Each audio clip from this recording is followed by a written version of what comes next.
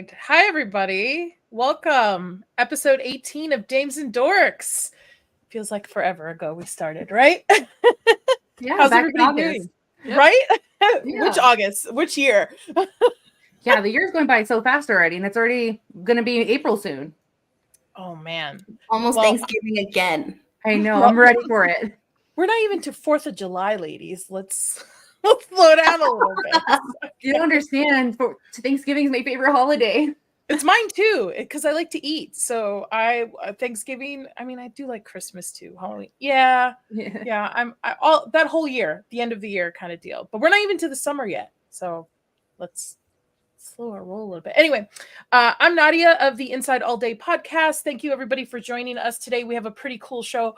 Not that all of our other shows aren't cool, but pretty cool guests joining us today. I'm going to let everybody kind of introduce themselves. We'll bring on our guests and we'll get rolling. Nomi, how's it going? It's going good. I am enjoying the week that I have off for whatever I'm doing in real life. So I was able to deep clean my house, do spring cleaning, got ahead of everything. I took a lot of stuff to Goodwill.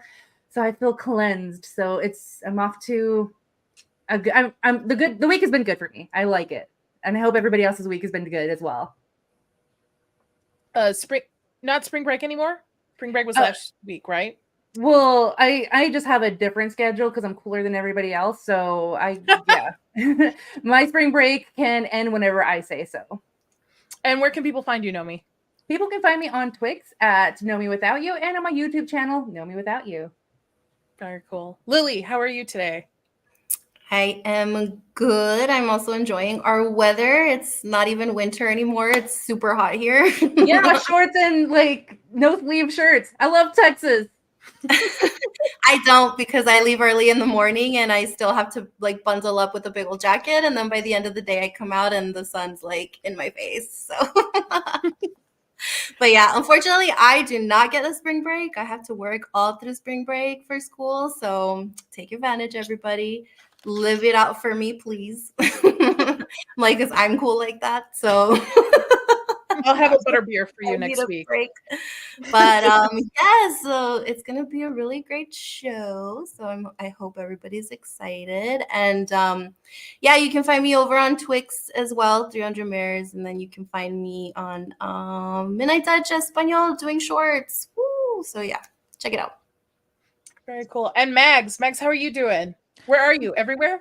I'm Magic Tech Mags. I am, you can find me on Twitter, YouTube, Rumble, all those places. And the weather is starting to get better here. I'm looking forward to the weekend. I'm going to a con. I'm going to an Irish festival. So I am going to have a good time this weekend and get away from a lot of stuff. So it would be great. So I am happy to be here and get into some of the topics.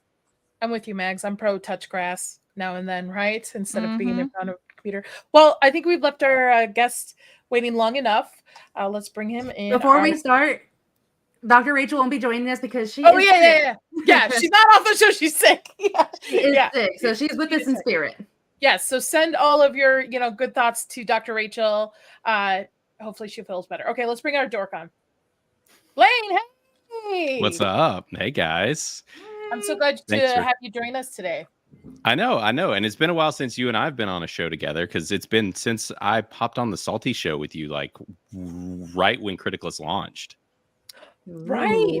Wow. Yeah, I feel it's been Criticless months. has been around for a long time. To me, it feels like it's been around for a long time. Y'all were on day one, so because y'all got in when we were literally beta testing. But I guess for those who don't know what Criticless is, this is kind of a good intro, I guess. But make sure to check out criticless.com. We are a website and an app, so you can find us on the app stores as well. This is the web version, which I push everybody towards because Apple and Google suck hard. So this is the web version. It's for reviewing entertainment, movies and TV shows right now. We're going to be expanding as time goes on. We'll be adding video games and books and you name it. So we've just got to continue growing, and we're gaining a lot of traction right now. We're about 7 months in, and a lot of cool people are on here. We've got some neat content creators that you've probably seen around. And I know I would say big one for you. Like he's on there all the time.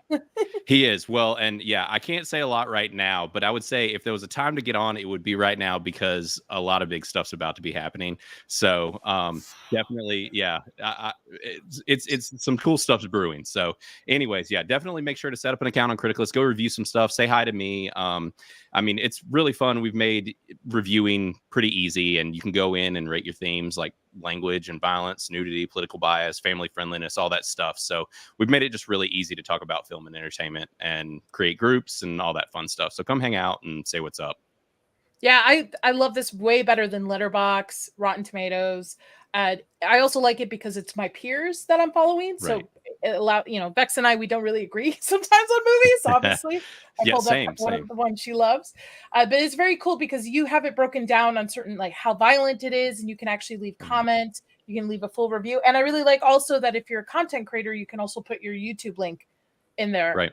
And actually, our paid users can do it now, too. So we've got a lot of other folks that are doing it. It's turned into this weird, like, MySpace thing where we actually, when we added this, we had a whole bunch of people end up joining Crit Club and basically started pairing their reviews with like music videos. And so they'll pair it with like whatever is the vibe of the movie. So, and actually there's one of mine. We just launched our Criticless cast Unhinged. So definitely go and check that out on YouTube and give us a follow and stuff too, because it's not even official yet. We've just kind of dropped it out there for everybody. So we're going to start kind of doing the rounds and telling people we're doing the podcast too. Very cool. Yeah, please, everybody, links will be in the description below. I believe mods are putting out the link to Criticless. Please join. Follow me, but please join and Blaine and whoever else is on there too as well. It's a really cool, and you also have pretty cool merch as well. So yeah, you're wearing one of our shirts. Yeah, right. Yeah, we've got some really cool stuff. We've got some really neat artists that we work with that have done some cool merch. So definitely check that out too.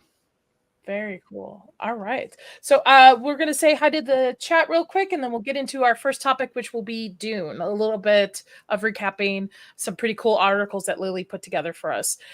So let's see who is in the chat. We've got Zax. Yes. Oh, also there's a poll going on the Inside All Day channels. Who did you think should have won the Oscars? Best Picture, I have Oppenheimer, Maestro, and then also Killers of the Flower Moon and Barbie. I can only fit, I think, 4 or 5. So they were the only options I could put up there. We have obviously Barbie. Just kidding. Wait a minute. I'm just kidding. That's sarcasm. There you go. Okay. I mean, now if only Ryan Gosling could win, I could back this. Yeah. You said exactly. Here we go. I've got a ton of them for today. Shmoo. Hello, Shmoo. I think I saw you. Yes. Mando's in the house as well. Mando Unchained. Nas, I don't... Sisters.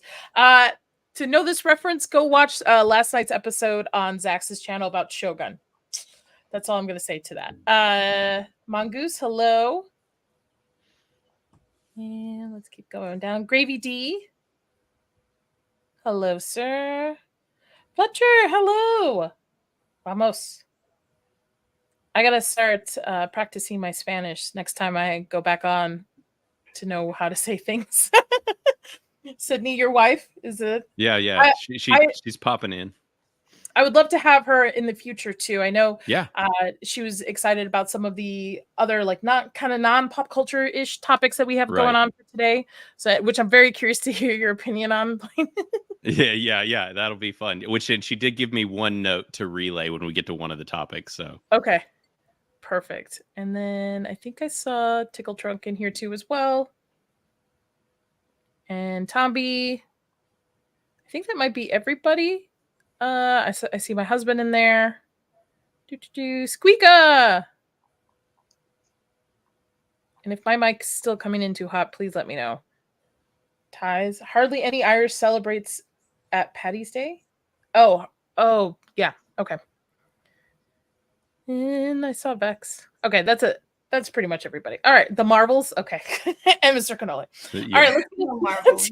Yeah. The Marvels. Yeah, That should have. Please hit that like button, share the stream out to you. And I also ask that after the show ends, and I'll remind everybody, please leave a comment. It helps with the algorithm gods of YouTube. So let's get into Dune. Before we get it, Blaine, what did you think of Dune 2? So I've hit a point now where I've reached overrated. I wasn't there initially, but that's where I am now. So when I first came out, I was like, holy shit, that was awesome. Like, this thing is just this artsy masterpiece. And then I was like, oh, I don't think I like this world at all. So I've really cooled a lot on Dune. I'm not, I'm like, it's all right. Like, it's a very well-made movie. I just don't like the world very much. And I can kind of also agree with one of the topics that we're heading into in regard to that as well, as far as an individual kind of souring some of the movie for me too. That is true. So the first topic we've got going on is basically Zendaya ruining the movie. In the most basic sense. I'm going to let you take this, Lily, because this is something you wanted to talk about. Yes. So if you guys saw the show last week, you saw that we were kind of giving our thoughts the entire show about Dune. And I think one thing that everybody kind of agreed with is that we didn't like Chani as a character. And it's because they tried to bring her in as this modern woman, where in the books she's completely a different person. But even if you haven't read the books, just watching the movie, I think, oh man, yeah, the first time I came out of the theater, I was just kind of like, okay, but then I saw it again and again, and I like her character less and less every single time I see it. She just doesn't, I don't see any chemistry between them. I don't see the romance. I don't see the big deal between both of them. She's always super aggressive and kind of fighting Paul the entire time. And it's just, I don't know if I'm going to blame her, because of course she's getting direction from the director. It's the script. But at the same time, I don't know why they chose to go this way with her. And I don't know what that means for the next movie, because that's not how it ended in the book. The fact that she got the final shot was offensive. Yes. Like, I'm just 100%. Like, really? She should not have gotten And I feel like we got the same version of her that we get in everything else. This was MJ from Spider-Man. This was, you name whatever she's in, it was the same character. Yeah. And then the thing is that I've never seen her in anything else. Like, I can't say that I'm a big Zendaya fan or whatever. So this is me watching her, and yeah, a lot of people have been saying that this is basically just her throughout every single movie that you've ever seen her in. And then I found it interesting because everybody was like, oh yeah, this movie's so good, it's going to get to like $1 billion. And then I've been seeing a lot of people talking about how this isn't going to quite get there because word of mouth is kind of killing it with her character, that everything else is really great except for her. And this is kind of slowing down the hype for this movie, I guess you can say. I liked Zendaya in Euphoria. I thought her performance there was pretty good. But other than that, anything else I've seen her in, she, to me, like you both have been saying, plays the same character. She just plays herself. And I know a lot of people cast her now because she has a big drawing to her, right? Dune 2, one of the main reasons it was pushed out was because of the strike and her not being able to post on her social media, because she has one of the biggest followings, I believe, on Instagram. And they wanted to utilize that to promote the movie a little bit better for Dune 2 than they did for Dune 1. I think it's overhyped. I don't know. Yeah. I'm with you on it, Blaine, too, by the way. Technically, it's a beautiful movie. Right. The time jumps and the editing choices were a little rough for me. I prefer 1 over 2 if I had to pick the between them. Go ahead, Nomi. Lily. What I was saying, because with you guys, what you're saying, like, just there's no real character with Zendaya in her romantic, and it could be like the way she's being directed, but she's also going to be in another movie called Challengers, where she's like in this random love triangle, and it's also based on like on a love triangle, and her performance in the trailers also seems the same way as she carries herself in Dune 2. So maybe she just doesn't know how to like navigate her acting into romantic scenes, I guess. Yeah, she's good as I like her as Rue in Euphoria, but that's how she can play herself, is like kind of like a grungy type of girl, doesn't care what people think, but she's still going to work to get what she wants and cares for those who, you know, are surrounded by her. She plays an addict, which yes, phenomenal. Like the shows, it's very obviously it over glorifies a lot of things, and high school's not really like that. I hope high school's not like that, but she plays an addict, and it's pretty good. I think it's one of her best performances. I found her both in the first one, she wasn't really much in it. And one of my friends said it looked like she was in a perfume commercial half the time when they showed her. And I feel like she just has stares. In the second one, I could take her or leave her. Same way with the Batman, the woman who played Catwoman, Zoe Kravitz. Same thing. Take her, remove her out of the story. The story continues. Now, granted, this is based off source, so there has to be Shawnee in this. Megs, what did you think? Well, sorry, I was having a coughing fit a little bit. That's why I have to clear my throat. She just turns me off. It's just, for me, I just don't, I don't understand the attraction for her as far as being involved in all of these spaces. It's kind of like it's like pushing Rachel Zegler effect. It's like people who I don't understand the attraction at all in terms of her personality and everything, because and maybe they're better off screen in a sense. But for me, like on camera, for her, she's wooden. Like and Criticless is right. She's like the same character. She doesn't seem to emote. She doesn't seem to change her character for the only time it seemed like she had a little bit of a change was when she gave a little bit of emotion when Timothée Chalamet as Paul said he was going to take Earl on as, his wife. And there was a little bit of a emotional change in her face, but that's about it. And it's not, I don't know, she doesn't seem to have a good acting range in terms of emotions and being able to convey what is going on camera. It's like the same face all the time. Yeah, there's just no range. Yeah. It's her, she also reminds me like Kristen Stewart when she was in yeah, and all of her everything acting career. Yeah, she's just like a stick in the mud. That's what she is. I'm gonna just say it. She's a stick in the mud, like no real emotion in her performance. I'm sure she's a very lovely person, but she would have made a better model, I think, than an actress. Agreed. And it's something that's kind of like we've all noticed all throughout a lot of these Hollywood movies, from Brie Larson in, as Captain Marvel and everything. Like all of these women are being acted, or they're directed to act very emotionless or very like just no range at all, and it's so uninteresting.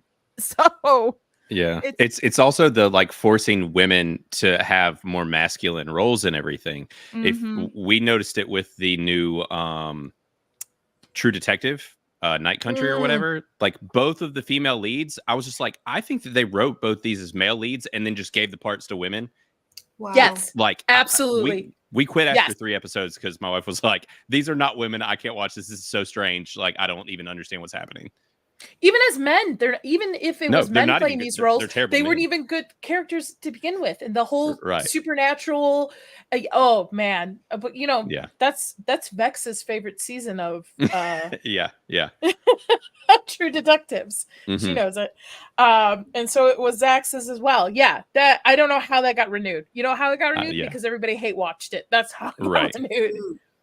Yeah, you're right, Shmoo. There's only one true season of True Detectives, and that's season 1. That's true. Well, that also brings us to another Dune recap, which where is it? No, that's not it. It is the second one, because Lily loves to talk about Austin Butler. Thank you. I'm going to let you take this as well, Lily, because this is you. Getting the bottom of the internet's thirst. Everybody likes a bad boy. I'm just Blaine, I am so sorry that you have listen, I'm excited to talk about this. This was actually the note that I was given to actually speak on my wife's behalf as well. So whenever. Okay. Yeah. So obviously the first night that I saw it, all of my friends Oh, make it stop. All of my friends got the full reaction that day that I was like, oh my gosh. Yeah. So why is this character so hot if he's basically a psycho? We're seeing him do all these really bad things. He's killing a bunch of people. He's cruel. And yet, like, I noticed that the entire internet seems to have blown up over this. To me, I am going to give Austin all of the credit because he seems to do this with a lot of his characters. He played Elvis in 2022 and he set the internet on fire with that role as well.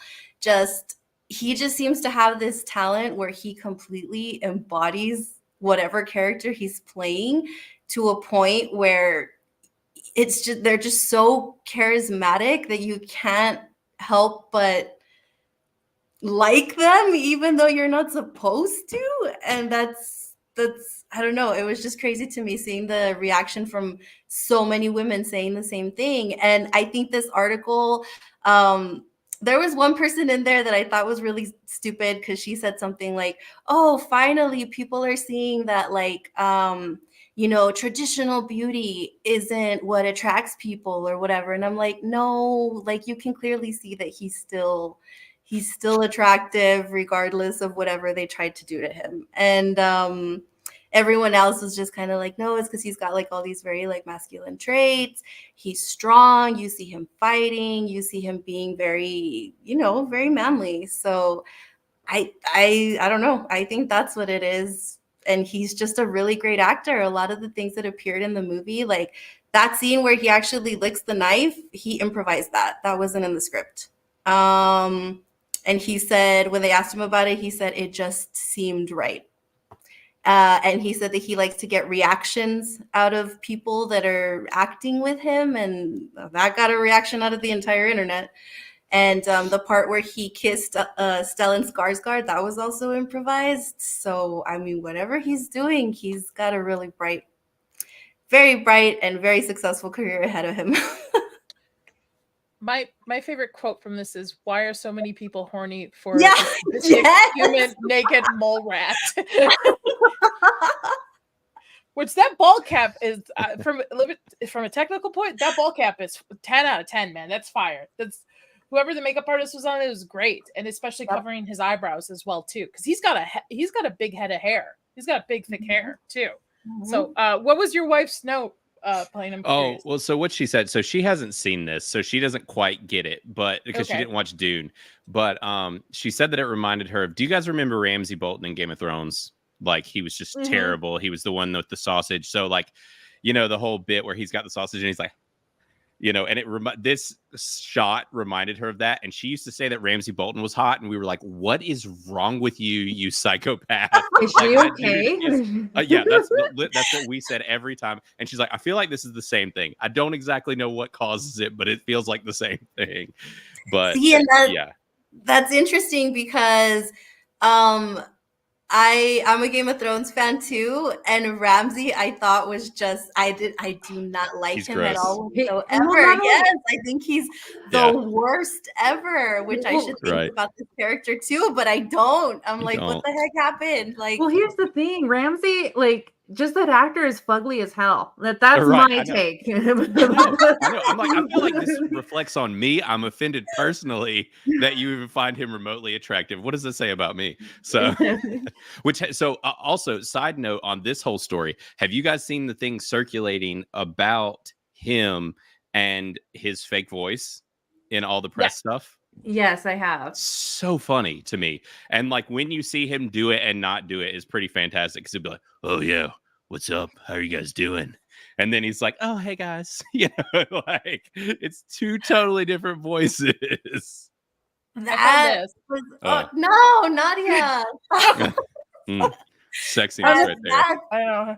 That's actually like haunted him because everybody's saying that after he played Elvis, he kind of kept the voice and it never went away. So I feel like with this role, he didn't want to use his own voice, because I've seen a lot of memes and a lot of TikToks and people making fun of him, saying, like, kind of using the Elvis voice to speak as Fade. and it's hilarious. But yeah, he was bullied for it. I mean, he's a method actor. He's come a long way because he used to be an actor on Hannah Montana. Yeah, he was on Hannah Yeah, Montana. I didn't know he was on iCarly. He was on a lot of Wasn't he on that MTV show, Shannara Chronicles or whatever, that sci-fi or fantasy show? That show should have gotten more seasons. That because it's based off, I believe, Terry Brooks's series, which is really that. Like, if I was to pick something over Dune for people to remaster into something, I would pick Terry Brooks. Like, there's a lot of lore. That's a big world building too, on those books. He was also not married, but with Vanessa Hudson for like 10 years, and then dumped her for somebody younger. As Hollywood goes. I know. And then she met somebody and got married within 3 years and now is pregnant. So good for her. He didn't dump her. Oh, whatever. Listen. He had upgraded. I'm not gonna get into all of his like laundry or whatever, but yeah, I mean, I don't care. Whatever. I mean, good for both of them. We're talking about his talent here. Yeah. I'm like, I'm trying to focus on his talent, not his personal life, because this is kind of what matters here.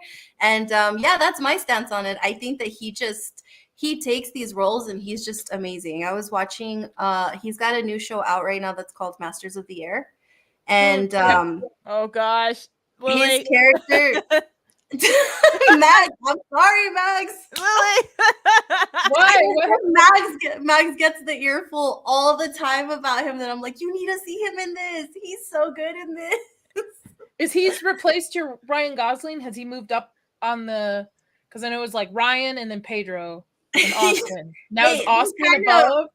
Depending on what's out, they kind of just rotate. Yeah, they're in rotation. Okay. But no, he's great in that TV show too. Like, he's not really, they kind of put him up there like as a title character, but I don't think he's actually the main character. I think they're just using his name to kind of promote it. But no, he's done a really great job on that TV show too. And he's got a new movie coming out later this year. And I think it's just him. I think he's just very, very talented. And that's just what he does. He definitely crazy. He definitely shined in Dune Part 2. Like, his performance was fantastic, and you could tell like he went like, you know, it's you can definitely tell when Christopher Walken was phoning it in. You can definitely tell Austin Butler was definitely 100% all in on this one. So yes, I feel I've read a couple articles where Austin Butler, Zendaya, Timothy Chalamet, and Florence Pugh are like the future of Hollywood elite in a sense. Like, they are the new A-listers that are going to be taking the next 10, 20 years of Hollywood forward. Now, that doesn't say Hollywood's in a good state of mind or state, where it is at this point. But I could see that. Dune is the only thing I've ever seen Timothy Chalamet, whatever his last name is, ever in. I didn't see Wonka. I'm told it's decent. Is it? It's not bad. It's not bad. I wasn't a fan of it because I'm really particular to Gene Wilder's. Oh, well, I mean, agreed. Well, and I watched it with kids too, so there's that as well. Fair. Well, because I went to go see Dune 2 last Monday, and then on Tuesday I went to go see Wonka. So like, there's two different Timothy Chalamet's here. I liked him in Dune. He's a good actor, but I didn't like him in Wonka. He was too much of a dork, and I don't think he knew how to do like a goofy character in Wonka. So that, like, I don't know. And now I want to read the books and just kind of like compare the Gene Wilder one to the Tim Burton one, because this one with Timothy Chalamet with Wonka didn't meet the story of like Tim Burton's Wonka when he was a kid. His dad was a dentist, and then on this one with Timothy Chalamet, it was only him and his mom. I was like, well, where's his dad? So just like, there's a disconnect. So that's why I'm like, okay, well, what's based on the book? So now I want to do my research on that. I'm not hallucinating, right? That GIF is going right on the screen. Okay. I'm like, I'm just staring at that. That's not me. Yeah. But I think Timothy's actually a really good actor too. There's another movie that I don't know if you guys, it was like on anyone's radar, but it was called Bones and All. Yes. I And have he was that good in actually. not Lady Bird. What's that book movie with Greta Gerwig directed? It's based on a book. Little Women.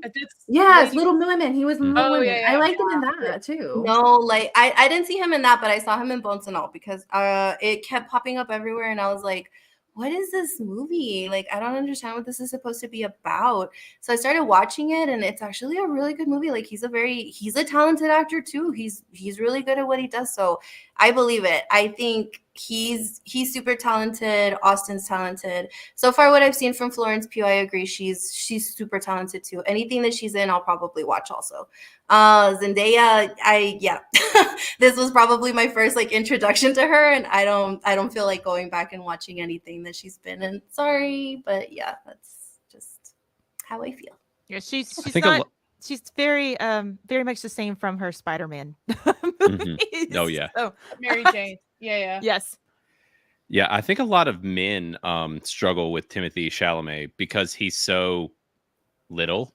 He's just not very masculine or manly. He's just kind of, It's called baby girl. That's what. Okay, he's a that's baby a good. I was gonna call him a twink, and then because that's what lots of people call him, and he's kind of twinky. He's a little twig. Yeah, he's a twink. Yeah, a lot of men seem to like struggle with it. I'm curious where his career goes. Like if he just continues to kind of be this like female gaze kind of actor, or if he ends up finding a way to appeal to a more like masculine audience, because even in Dune he has not won over, I think, most of the male audience. They're like, nah, he's not an action star.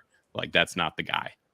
Well, I mean, in the books the character is 15 years old, so it fits the character, even though I know he's not 15. I mean, he looks very young for his age, right? And I think it has to do with the fact that he's very small built. I don't see him as a romantic lead in a movie so much, but then again, might not be our generation though. This is Gen Z, right? Look at the new Crow movie. I mean, all horrible face tattoos and all that. I mean, I didn't care for the first one to begin with, but I look at the trailer for the second one, everybody's upset. I'm like, guys, this is not for our generation. This is Gen Z. This is Gen Z and Gen Alpha. And that's why we have Austin Butler making the way. Yeah. I liked Timothy in Dune, though. I think that, I mean, I've seen a lot of pushback from the guys that they're like, he's too skinny. We just don't believe that he could actually do all the things he's doing. But again, this is a case where they actually cast someone who matches the book description, not only because he's young, but you're in the desert. You're not going to be like 200 pounds with a bunch of muscle if you don't even have access to water and a lot of food.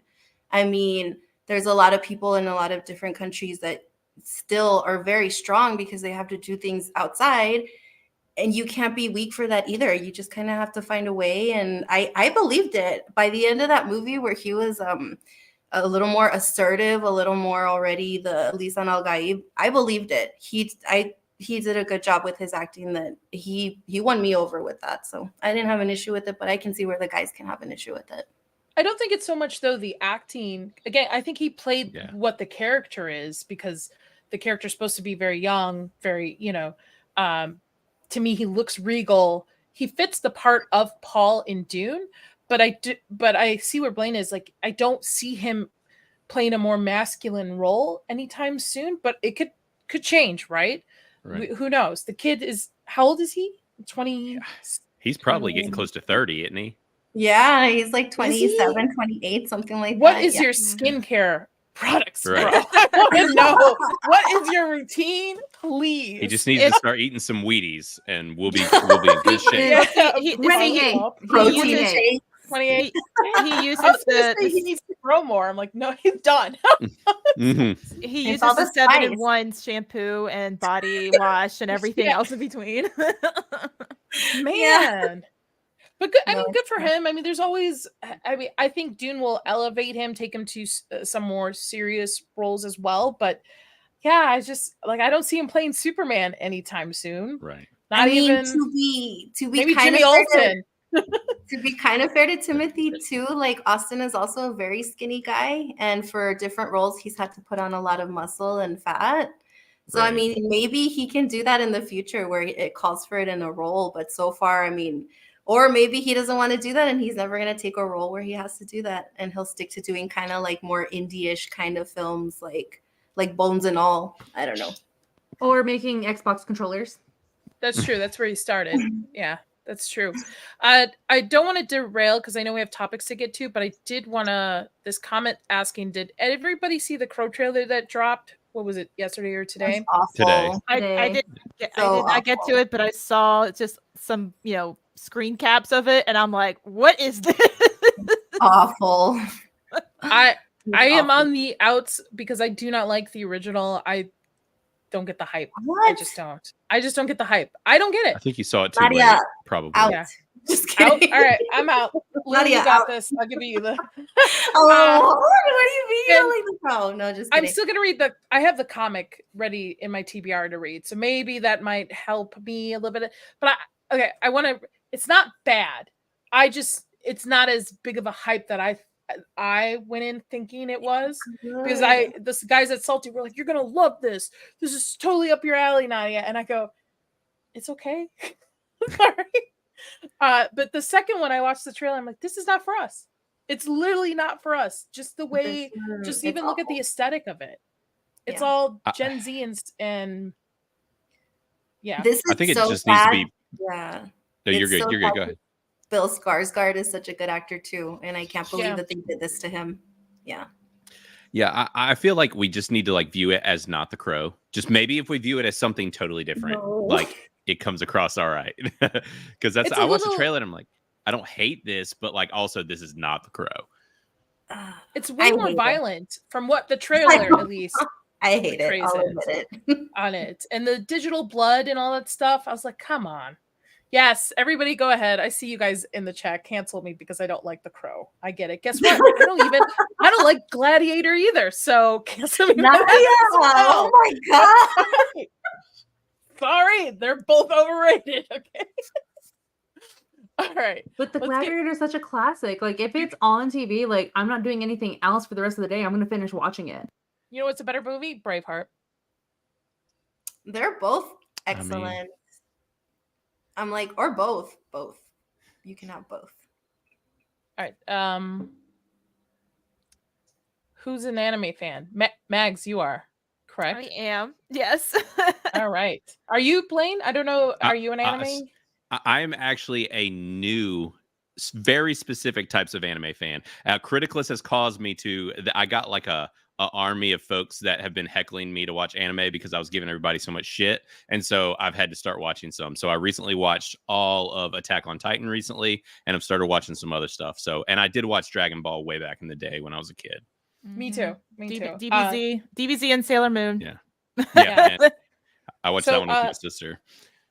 And if you need anime recommendation, I'm very particular about anime too nowadays. It has to be, for me, it's more horror, thriller, a little bit more adult, I guess. Yeah. Not as kiddish. So if you need recommendations, I got you. Okay, sweet. Mags, I'll let you take this one. So okay. All right. Yeah. So of course, we've lost a great legend in the anime community, Akira Toriyama, who, of course, created Dragon Ball and Dragon Ball Z, and he's been a legend in the anime community. There were several posts that went out too from several major anime manga writers and everything who were paying their respects. And one of the things that around the world many fans did were the spirit bomb stands and memorials and parades for Akira Toriyama, especially in Latin America, because Dragon Ball, people don't realize Disney thinks it's big, but they don't know big or fandom when they talk to Dragon Ball fans. So Dragon Ball is such a huge inspiration and made a huge impact in the Latin community and Latin America and all that kind of stuff, and especially around the world. So everybody, including in Mexico and even on online MMOs, everybody paid their respects by doing the spirit bomb stance. So of course, as you can see here in the picture here, the spirit bomb is when Goku is trying to gather the energy from people who are giving it to him to defeat his enemy, to be able to protect Earth. So it's kind of it's an honor. It's basically giving of yourself, and it's a memorial way of saying, we respect Akira Toriyama. So it was a really cool moment. I was actually in a MMO called Final Fantasy 14, and there were even instances, even in a lot of areas that I went to playing the game together with a couple friends, that people were paying their respects as just a group of people doing the spirit bomb there. So you can tell it massively affected every corner of the globe. So yeah, it's sad. We've lost a legend. I think he was in his 60s, and I think it was something to do with something to do with a brain blood, something happened in the brain. Health issues. Yeah. But somebody, I saw something recently and I didn't capture it, but so anybody can correct me on this, but it seemed like some family members or some very, very close friends to the family came out and said it was actually cancer. So I don't know if that's true or not. But we've lost a legend. He died in his 60s. I mean, Mr. Chocotron has it here, 68. That's actually kind of close to my parents' age, so it's really kind of uneasy for me just to think about. But yeah, he impacted many, many anime manga artists out there, and it's just it was very, very felt around the world. So yeah. Dragon Ball Z was a gateway for a lot of people in the United States into anime, because I remember as a kid it was Dragon Ball Z and then Sailor Moon. It was back to back, so you would watch Dragon Ball Z and then Sailor Moon.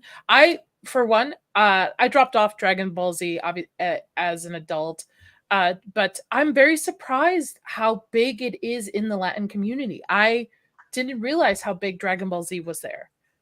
It was so big in Mexico, where Drugs Cartel had a peace or a ceasefire in honor of him.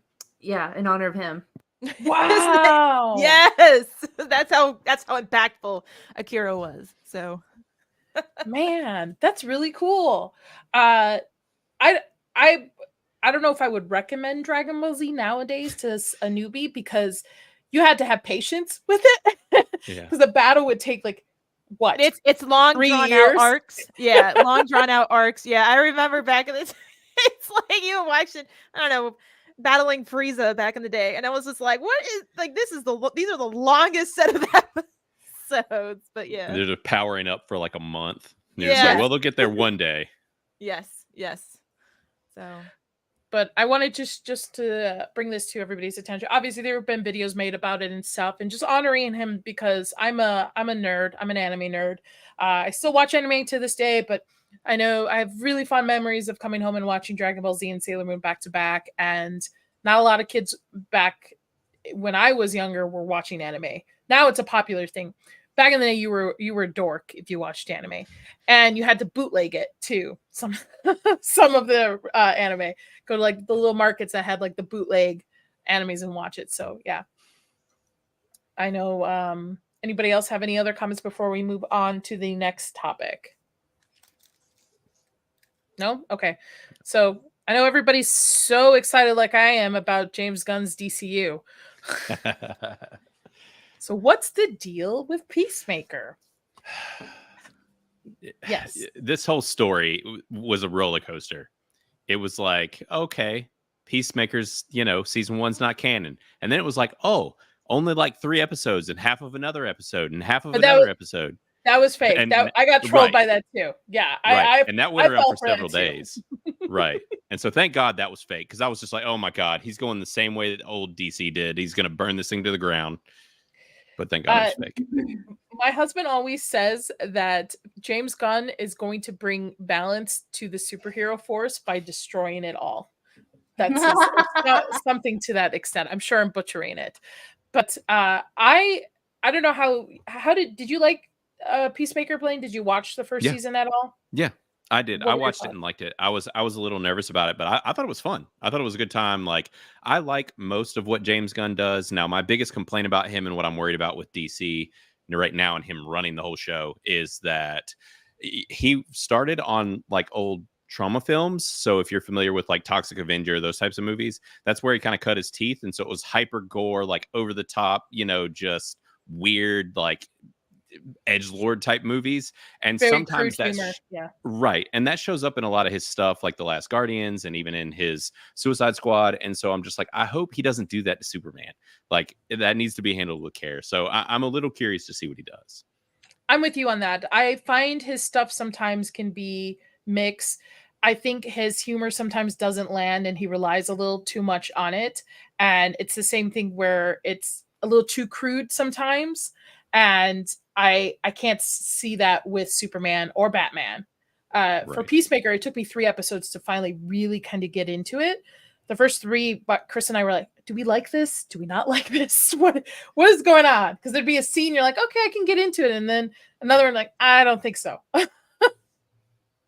Yeah, it doesn't cater very well, I think, to a female audience either. I mean, it's a pretty, like, pretty masculine, like, dick jokes out the wazoo. Just, you know, I mean, that's the type of show it is. What about the panel? Have anybody seen it? Well, I'm sorry, Lily. I'll go first real quick because I'll be quick. So with Blaine, what you're saying, like, you know, it doesn't appeal to like the female audience because it's about like dick jokes and like man humor. Right. There's a show on Hulu called Letterkenny, and it's all about just like Canadian cowboys, and they're just rough and tough and literally just dick jokes and, you know, cruel humor. Right. And I like Letterkenny more than I do in Peacemaker. Because it's actually good humor and it's like witty banter back and forth, and Peacemaker doesn't have that. It's just kind of like one-liners.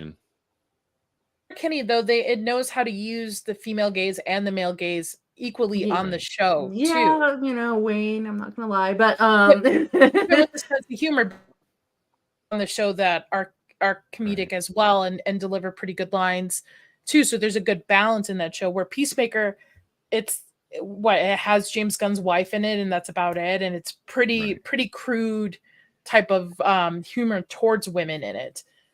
You really got to kind of overlook it to really enjoy the show, in my opinion. I actually saw it with one of my other friends was watching it with me too, and she's usually like, she's not really into superhero stuff a lot, and for some reason she was like, oh, I like John Cena, so I'm gonna watch it, and she liked it. So I don't know, that's really weird. And I ended up liking it too. But you know what Peacemaker does have? It has Eagle-E. And that Eagle-E. That appeals to women, because the entire show I was like, my little tiny eagle. The entire show I was terrified that something was gonna happen to the eagle. Yeah. I was like, no, if anything happens to the eagle, I'm going to be so mad. But I actually enjoyed it. I was looking forward to season 2. But yeah, I don't know. James Gunn is just... I don't trust a thing James Gunn says, because every single Snyder film that's come out last year, he was like, this is going to be the best superhero film you will ever see. You know, it's great. And then... Granted, I like The Flash, but I get it. Most people didn't. Aquaman was a stinker, you know. Well, I mean, to be quite honest, what else are you gonna expect from him to say? He's not going to downplay. Right. He's not going to downplay the movie that they are releasing, because he knows they're going to be losing money anyway because of the interest that's been built up over time from delays and all this other business. So the thing is, he's not going to go out and trash his own movie, or not really his movies, but Warner Brothers movies, because he wants to get as much money out of it as much as he can. So of course he's not going to say anything bad. Yeah, I agree. But every single time he would come out in the movie would flop, and then he would say it again for the next one. But I agree with you, Mags. Obviously he's not going to try to tank the studio, and he's got to present himself a certain way. I'm not thrilled about his DCU plan. I'm not. I don't think anybody is. Yeah. We're all uncomfortable. Right. I'm still offended on behalf of all Henry Cavill fans, because that just that's where he lost me. As soon as, like, Henry's so unproblematic, he's so passionate about his projects too, and for that guy to be like, sorry, you're like not our Superman. I'm like, really? Then who is then? Like, yeah, James Gunn, whatever. I don't care. I also think it's just not coming in a time that people are going to care anymore about superhero films. No, we're over it. Give us something different. I think we've been inundated so much with it, and not only that, but I don't think we've necessarily got superhero fatigue. I think we've got so inundated by it, and it's such low quality. Like so much of it is so low quality that at this point the audience just doesn't want it anymore. I mean, look at it's just it's like everybody's like, oh, another Marvel film, okay, it's like that sort of stuff. Yeah, we're over it. It's been quantity over quality, and just it's been following the same with all of Hollywood in general, even just as far as stuff sucking. But I think you're right. I don't really think it's full-blown superhero fatigue. Now, we could hit that if they continue. Like, if he comes out swinging with this new DC and it sucks, like, that might be the nail. That's the nail in the coffin. But like, I don't know. Maybe I don't know how anybody comes out and beats Cavill. Like, the man literally just looks like freaking Superman. So I mean, I don't know. It's a bummer to get rid of. I'm ready for his was it the Ungentlemanly movie that's coming out or whatever? The Ministry that one of Ungentleman Warfare. Yes, wait. Hold on. Looking forward to that one.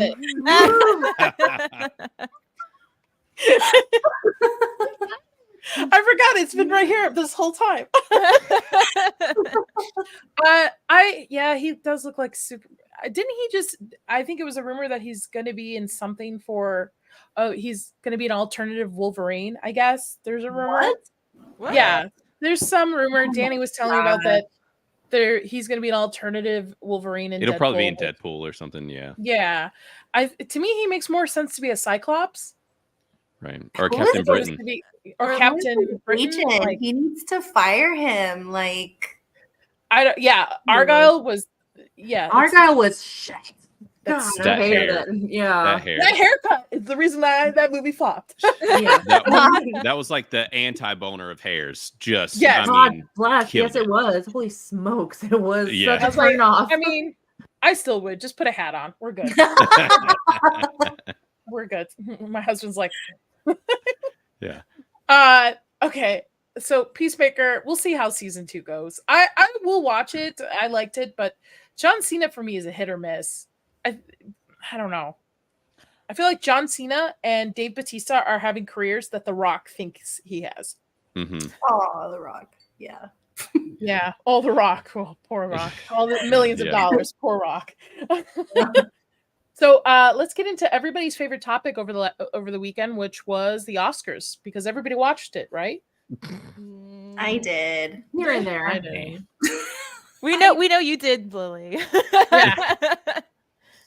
How does everybody feel so far about the? I mean, listen, I don't care about it. I think it's a glorified, just like a talent show in a sense. I get it.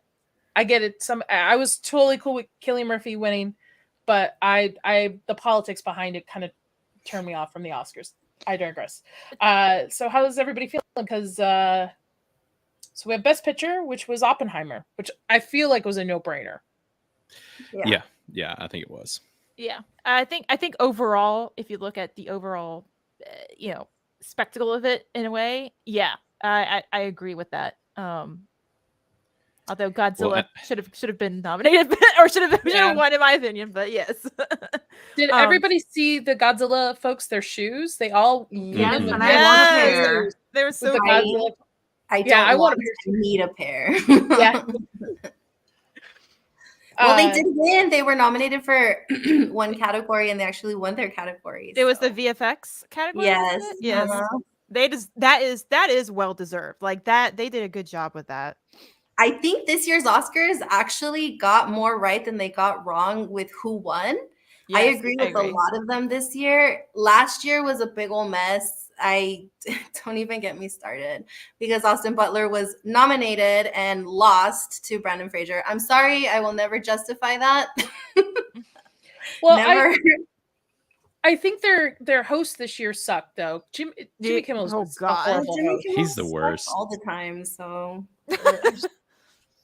animated film, Boy Harem. I am just intrigued. I've not seen Poor Things, and I'm told it's basically just a woman with a child's brain, and it's her being basically very sexual in the whole entire. It's Frankenstein porn. Yeah, that's what it. Yeah, it's. I had to like power through it.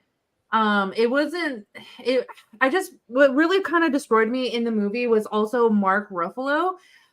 he's not a good actor. He's not. Thank you. Yeah, he is a terrible actor, and just like how he was in the with the Emma Stone's character, he just tried so hard to deliver like how he was like compassionate or like affectionate for her, and it just came off as very pedo, and I just hated it, and it just almost like she's a like grown woman with a child's brain, and that to me is just red flag off the bat. Well, not only that, it just also makes me believe that, I mean, I don't doubt it, that Mark Ruffalo is that in real life. Well, allegedly, YouTube, allegedly, okay. Allegedly. All right, thank you. Does anyone else mind if I ask Nomi the context of why they decided to put a child's brain into her? Like what is the justification for that? Somebody, one of them died, and then they implanted the brain in her of the child she was pregnant with. Yes. So it's Emma character. She is like a grown woman, and so she is pregnant with the child. So she like basically unalives herself, and takes a little hop. And they managed to save her body and the child, so they put her child's brain in her body. So that's why she has this child mind like behavior. Oh, it's so weird. Oh, it's so weird. Like a baby brain is not the same size as a human adult. Exactly. That's where I had a lot of grievances in the movie. It was like I know, but like I sometimes I can't get past those things. I know, because it'll just be rattling around in there. It wouldn't work. No, but no. What is the reason for that? Like they just decided, oh, so she died, so we're just gonna try. Is it because they wanted to somehow save the baby, or was it just like some weird experiment? It was a weird experiment. Undertone pedo kind of BS that they've got going on. Allegedly. I mean, I don't know how this movie got greenlit at all. And then also, I've said this before on like shows before on Dames and Dorks, where if there's a movie that I'm in and if I can't feel it and if I don't like the story, I dissociate myself, where I just kind of like lose the story. So, but I'll get the gist of it. But that's basically what it was. It's just kind of like, hey, like, her body's still intact. Hey, the baby's still alive. Let's just put this together because, like, Mark Ruffalo is basically, the Dr. Frankenstein. But that's weird, though, that Emma Stone was like a producer on this too, and she. Right. What also pisses me off is that they're putting this on Disney Plus. Oh, so weird. Yes, no. This is that's what upsets me so much. Like, this movie is not Disney family friendly. Why are you putting it on your platform that is based on families, and you guys are gonna put this like pedophile movie on so kids can just like watch? And they don't even have Disney thing was. I thought the Disney thing was debunked because they have it on Hulu, which Disney owns. Right. Fake. Well, they've been putting rated R stuff on Disney Plus technically, but you have to unlock your account. So like I could watch Deadpool on mine or whatever. They could potentially be doing it that way, but I don't know why they would. Like you have Hulu, just put it there. Yeah, this is on Hulu because I know Hulu owns FX as well, and Shogun is on Hulu, and that's adult as well, which by the way, if you're not watching that is probably one of the best TV shows I've ever seen. Hell yeah, it's phenomenal. It's so good from everything. It is so good. I agree with you, Lily. I think winning wise, this Oscars was great. We've got Robert Downey, Jr. winning his first Oscar. I really don't care about Emma, but I didn't see The Holdovers. I'm told that it's very good. Is it very good? Yes, I really enjoyed that movie. It was so good. Obviously, come on, Christopher Nolan. Yeah. I think this was his first Oscar too. I'm surprised Barbie didn't win anything though. Just by the popularity of it, just for set design or costumes, like somewhere in that range. I'm not talking about acting or music, but I'm surprised. But I mean, there were some pretty big movies. Yeah, I actually saw Zone of Interest last year before it became. They won for song. Right, that's right. And I will actually recommend that movie because it was so good. Like they should have. I don't know if there was a category for like sound engineering or like sound. that movie would have taken that cake because that movie in the Zone of Interest was based on to make you uncomfortable from the sounds. So it's based on the Holocaust. It's about a family. They're following this SS soldier. And what you're trying to follow the story of his family, his wife. They have this lovely house, a lovely garden, but you're distracted by the gunshots, people screaming, and the gas chambers turning on. So that's what made it uncomfortable in the movie. That's how good it was for me, where I'm like, I don't like it because I'm too distracted from what I'm hearing. I'm very surprised Maestro didn't win anything because I told Chris, I was like, oh, yeah, it makes sense, Oppenheimer, right? It makes sense. He's like, no.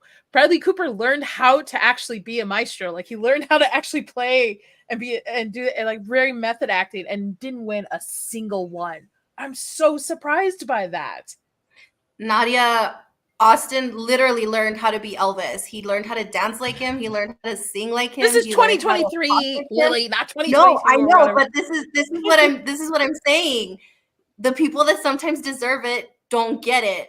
I mean, Brendan Fraser just put on a fat suit, and all of a sudden that was it. Oh, the whale. Well, and how long did it take DiCaprio? Like, it took him forever to win one. Yeah, so sometimes they don't get it right, and that's what I mean. Like, yeah, Bradley Cooper put in all that work only for them not to win anything. Like, that sucks. If that were to happen to me, I'd be like, screw this. I'm just going to do a bunch of stupid movies where I don't have to work that hard because I don't get any recognition for it. So screw you guys. I'm going home.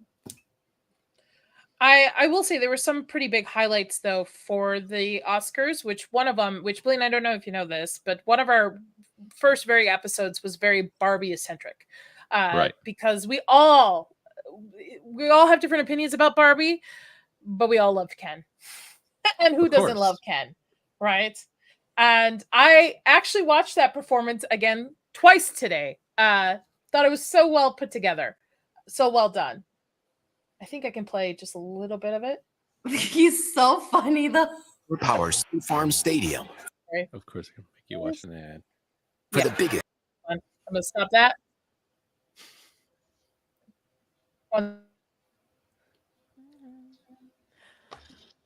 Here we go. I think I can kind of skip ahead. My internet does not like it when I play videos.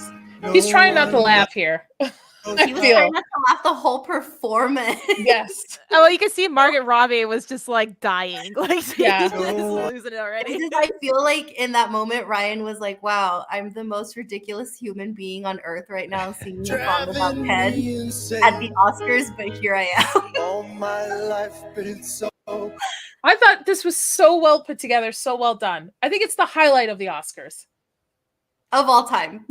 Of all time. He literally turned it into a concert. Everyone was like on their feet dancing to I'm Just Kidding. So funny. Now, Blaine, you recently just saw Barbie, right? Just in the last month or so. I waited a long time. I mean, we lost users for my opinion. I had some. I mean, I had a very strong opinion about Barbie. I was very open about like, look, I'm totally cool if you like this movie, high production value. Like, I get it. Looks like a lot went into it, but like, I despise everything it stands for. Like, I really hated it. I thought Ken was the best part, but it's just, I don't know. It's part of this like man hating stuff that's just constantly happening nowadays, and I just couldn't get into it. And also like, just for all the praise that was going on, it's kind of a mess. Like, it could have been written so much better. I thought it was terribly written. But I mean, I don't know. I just wasn't a fan, and straight up like dropped my review. And we had like paid users that I was like homies with, just like dip. So I was like, ooh, I didn't realize it was going to be that much of a hot button. What? But that was. I feel like that was the majority of people's opinion, though. Right. Like, everything you said is how I feel about that movie. I don't like it at all, whatsoever. Like, with the messaging, in my opinion, it's like, if that's the messaging you're going to go for, it could have been done so much better and been like a uniting thing of bringing men and women together, instead of like, even at the end of the movie, just being like, nah, fuck men, they're a piece 100%. Of shit. I thought it was a pro-motherhood movie, but that's... You have to understand, I saw it at the height of losing my mom. So my emotions and my viewpoint was completely different when I sat down to watch it. To me, it's more Barbie can basically be whatever she wants, but at the end she chooses to be a mother. That's how I interpret it, but I get it. I am of the rarity, right? Not everybody interprets it mostly how the rest of the panel and you do, and everybody obviously loves Ken. I interpreted more of like, oh, it's a pro motherhood. Like at the end of the day, you know, she can be whatever she wants, but this is what she wants to. You know, there's a good message about passing between mothers and daughters and stuff and traditions, but I get it. A lot of people think it's a lot of anti-man. Yeah, because I'm like to be a mom, you need a dad. So yeah, right. Yes, where was dad in all of this? That's the thing that bothers me too. Plus, I feel like she went to the gynecologist. I don't think necessarily to become a mom. It was just some stupid joke that they made that, funny guys, she's a real woman now. Like I actually interpreted it as she's making sure everything down there is working properly so she can be a mom. That's how I interpreted that. Yeah, I get it. It was a stupid joke, but to me it was like, okay, now I'm a human. I have things that I've never had before. I need to make sure everything's good down there so that I can actually get pregnant and have a child. That's how I interpret it. Again, I get it. Majority of people did not. Majority of the people, I got called a Brie Larson feminist for liking it, and I am the furthest from a feminist. So I get it. That was the best part of the whole time of saying like, yeah, I like Barbie. You're a Brie Larson feminist. Okay, that's sure. Wow. Cool. Vex. I get it. I'm out of the norm. And Vex tried to debate it with me, and she said, you know, I come from an emotional standpoint of it again because what I was going through at the time. So my viewpoint is skewed because of how I was feeling at the time. Maybe 5-10 years from now, I'll watch it again and maybe it's different, but that's how I interpreted. The same reason probably why I like The Flash as well. I did like The Flash, actually. I get shamed for that one, so. Me, you, Kadish, all of us, right? Well, right. So here's the thing. I did like The Flash, and I also liked Blue Beetle. Like, despite that, I thought Blue Beetle was good too. Yeah, it could have been worse. It was great. Yeah. And I just like know like we all hate Ezra Miller because he's a douchebag of an actual human being. Right. But the Flash was really good. They could have done better in CGI, but as far as the story went, I enjoyed it and it was captivating where I was paying attention to it. Yeah. And Blue Beetle as well. And the fact that it also like had a lot of Hispanic humor in it. I liked the sister, his banter with his sister. That just reminds me a lot of like the relationship I have with my sisters, like insulting each other. So yeah, like I think they did a good job on those two. I think the problem is because Hollywood for the last couple of years has been so pushing down pro like DEI and messing up so many things and just focusing more on identity politics that when a movie like Blue Beetle comes out, like if Blue Beetle came out 10 or 15 years ago, nobody would have called it woke. Nobody would have just said, oh, you know, we're right. I mean, nobody would have, I think, attacked it before seeing it as much as it was done. And I think that's one of the bigger problems nowadays, especially with movies, is that you'll see a teaser or a trailer for like 5 seconds. And then automatically, if there's something woke in it, people brush it off. They don't actually. Well, and they did call Batman a fascist. So they did call Batman a fascist. But I mean, there has been wokeness or, you know, those point of views in movies for centuries, guys. Like everybody, you know, look who the filmmakers are. They inputted on everything. But I feel like Blue Beetle, Batman's a fascist, okay, but other than that, it was a pretty positive storytelling of familyhood and having your family, and it was a Latin representative, and like we should be both, you know, we should be praising these things for the positive messages that come out of these movies, not just saying just focusing on the fact that Batman's a fascist. It was just maybe he is. It was just the marketing for that, because yes, it was poorly done. If you never saw the trailer and you were just watching the movie and that line passes through where he's like, Batman's a fascist, you wouldn't blink twice at it because it happens so fast that you don't even have time to think about it. But because they decided, I don't know why, to put that in the trailer, that's what everyone like kind of gripped onto, and they were like, oh, that's the kind of movie this is going to be, where we're calling shock value. So yeah, so they ruined it because yeah, it was a really good movie. I really enjoyed it, and if it wasn't for my niece who made me go watch it, I wouldn't have seen it either because that totally turned me off. I was like, why am I going to be watching this movie where this is probably what we're going to get the entire time? And we totally didn't. It was a good movie. But I think that's an issue with it. I think it also comes from, I don't want to say our side, right? I don't believe in their side, our side. But I think a lot of people brush off things because they automatically assume because it's Hollywood and these big studios, it's just going to be woke trash. And then what's the point of going to go see it?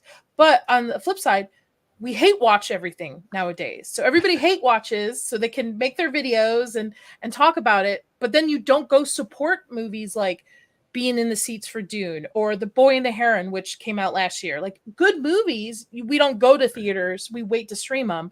But we'll hate watch, I don't know, Velma. Like, you know. Oh gosh, I couldn't even hate watch Velma. It was that bad. So and then we wonder why Rings of Power are getting season 2 and 3 and other. Well, technically with that they have a 5-season contract. Yeah. So they well, have like to Avatar follow too. Yeah. Avatar got renewed as well, and that was, I'm told, complete trash. But everybody hate watched it. So I didn't watch it. Oh, Vex is right. You got to make your YouTube dough. I understand. Right. I understand. Make your money. We're all grifters here. Yes. But what do you think, Blaine, with how the market is and with Hollywood going? Is it are we all just jumping to conclusions that everything's woke coming out of it?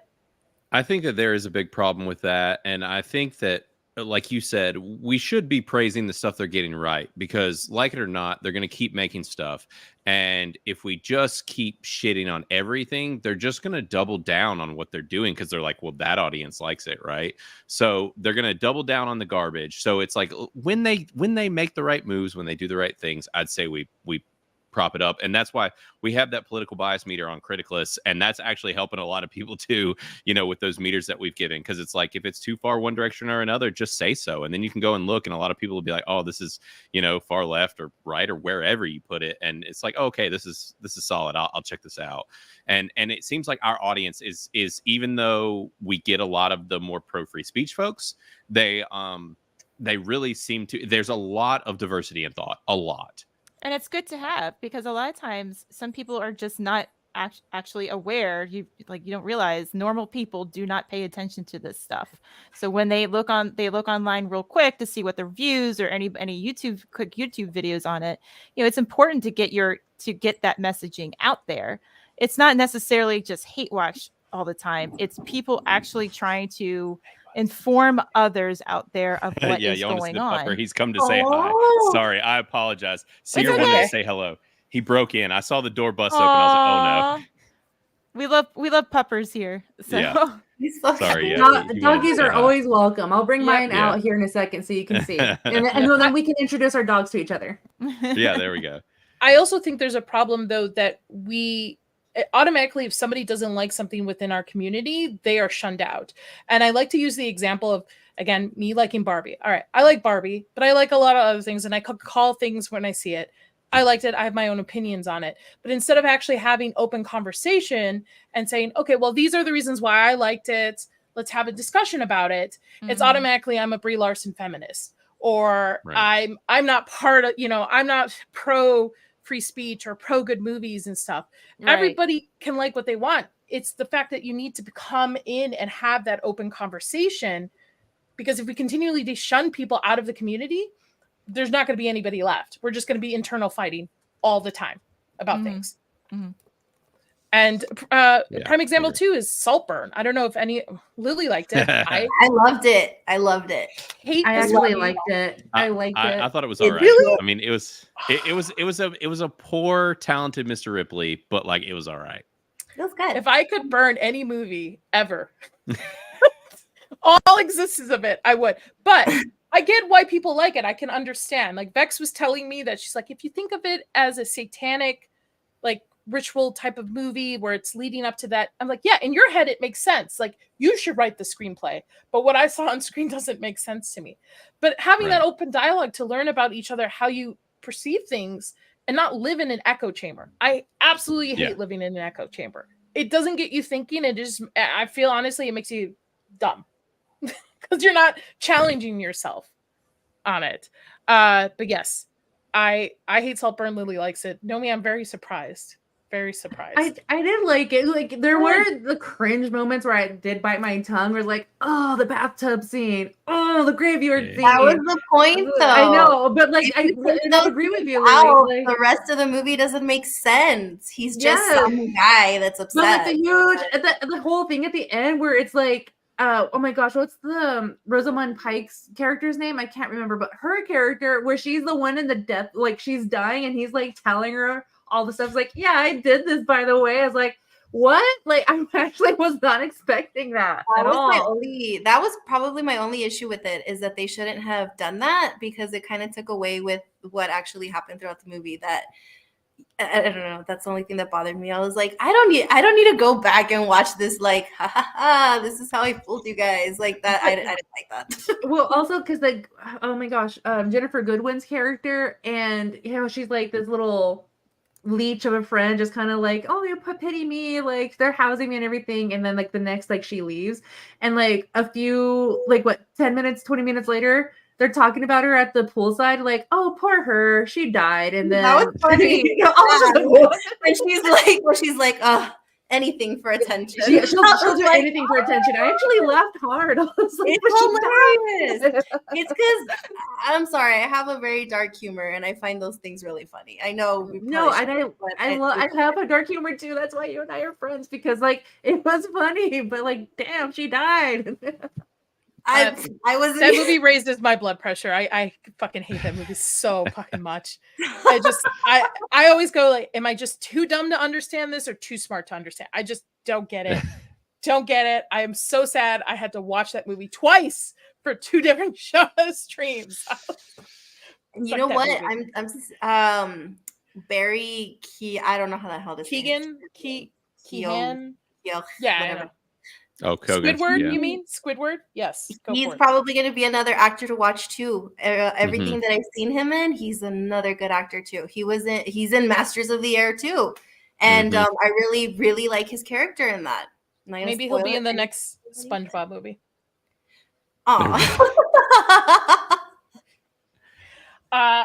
Okay. I'm a little Oscared out, and I really want to talk about this because I'm a horror nerd. And we never talk about horror on this show. And I feel blame. Are you a horror nerd? I am. Horror? I love horror. Yeah. Okay. I do. All right. And that's going to be the new Halloween TV show that's being fast-tracked. I don't know how I feel about this.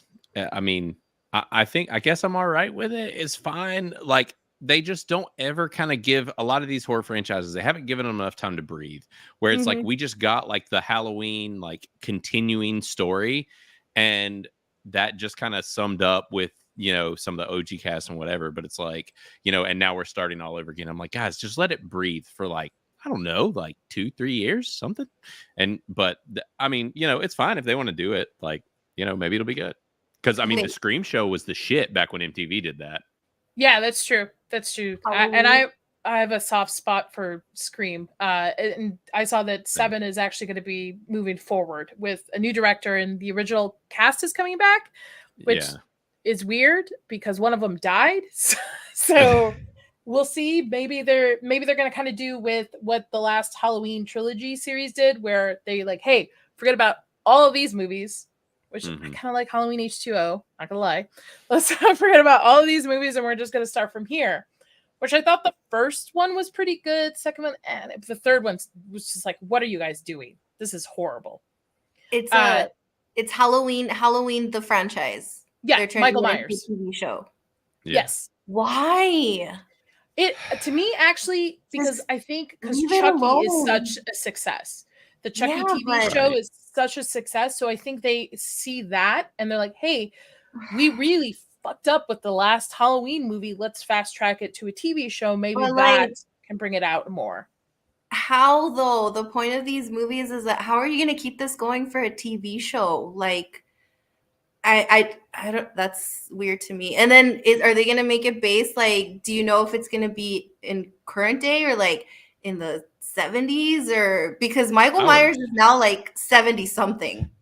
I think it is been said that it's going to be like a reboot. Like they are, I think they are starting from scratch. So my guess is it will be modern day from scratch. Now the thing is like versus like the Scream show or Chucky or something. Like Michael Myers is a character that doesn't talk. Like it's a totally different type of villain. Like I don't know how you make a series out of this. I mean, hey, if they pull it off, it could be cool. But I just don't know how they're going to do it. Look what Halo did by taking off what's his helmet and taking a character that doesn't talk very much or has a couple of lines in the game, and then look at that. Yeah, that's true. I didn't even think of that. The fact that he doesn't speak at all throughout. I love the first movie, and I love Michael Myers. He's one of my favorite on-screen like horror, whatever. And this is like, I'm so mad right now. This is so stupid. I'm like really mad right now. That's so stupid. Oh my gosh, I need a moment. So dumb. Oh, this is interesting. Wouldn't a Halloween show basically be you, but from the victim's perspective? That'd be cool. That could work. I mean, regardless, they're going to do it, right? It's because it's a franchise that brings money, that brings in fans. Anybody who's a horror fan, they know Michael. You know, they know Michael Myers, Jason, Chucky, and Freddy Krueger, and I know Crystal Lake also, I believe, is coming out as well, which is a not retelling, but a reboot of the Jason storyline. Gosh, which not a lot of people realize. The first Friday the 13th, Jason wasn't even in it till the dream scene at the end. Like everybody forgets about that. But yeah, I don't know. I would like to give it the benefit of the doubt because I didn't think the Chucky TV show was going to be any good, and I think it's actually pretty decent. Again, it's horror, so how much can you do with it? It's not elevated horror. That's now the trend nowadays. I mean, I'd be game to just watch Michael go around killing a bunch of teenagers. Sure. Like, you know, that's why I like Thanksgiving. It brought it back to the classic trope of the killer and you went to go watch it for the kills, not so much the story, right? The lore or such. A TV show of nothing but him just stalking teenagers. That's like, he doesn't talk. He's in his 70s.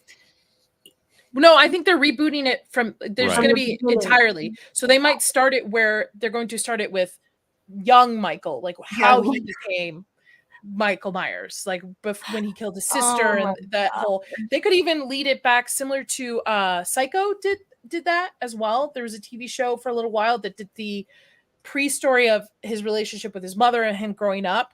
So they could do something like that. That show wasn't too bad either. I think it was Bates Motel. That's what it was. Yeah, that was actually good though.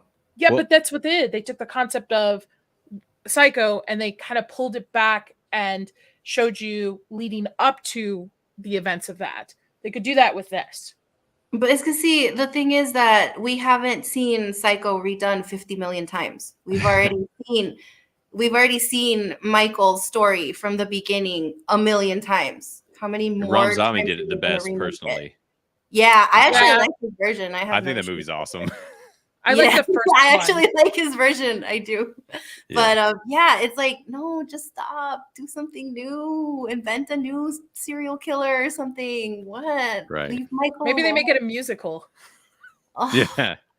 Yeah, I feel like they'll have to lean into like the meta-ness and the comedy. I don't know how a whole series could succeed without. I know, which is weird for this, but it's like to make it work. I don't know how you. I like with the suspense and stuff. It would be so weird. Odin said Halloween does Chucky's Dallas. Been doing. That's what Chucky does. They lean into the humor and the meta of it because. Yeah, but this isn't supposed to be funny though. Right. It might be. I mean, it might be funny to watch. No. You know, I mean, if you have a good writing team, Chucky's funny because, first of all, he's a freaking doll. That's what makes it. Excuse me, ma'am. That was my first horror movie, and I'm terrified of dolls because of that. Okay, they can be creepy. But exactly. The first movies, he was scary, and then all of a sudden, yes, they went this more like comedic route, which worked because it's Chucky. Like I said, it's a doll. You can kind of see that, but like Michael Myers and like serial killers are not supposed to be funny. But I'm with Blaine on this. They should take a breath. Because when did the last movie come out? Recently, it's been quite recently. I was trying to look that up a minute ago as well because is it Halloween Kills, right? Or is that the second one? Oh, Halloween. I'm not sure. I'm on the hunt. 2021 is when Halloween Kills came out.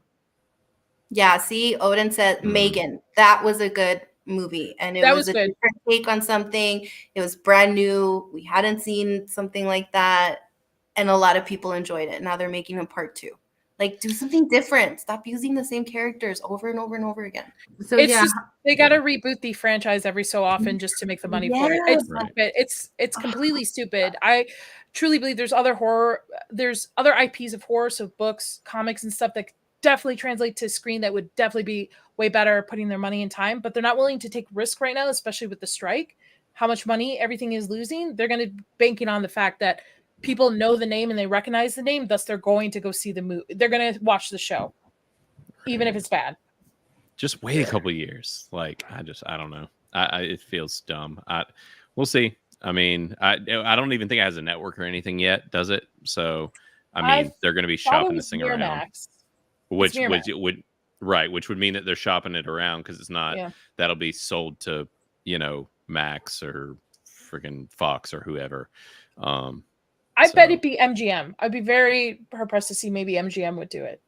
Right, which is Amazon now. So yeah. Well, it used to be FX because there was From, which is one of my favorite horror shows.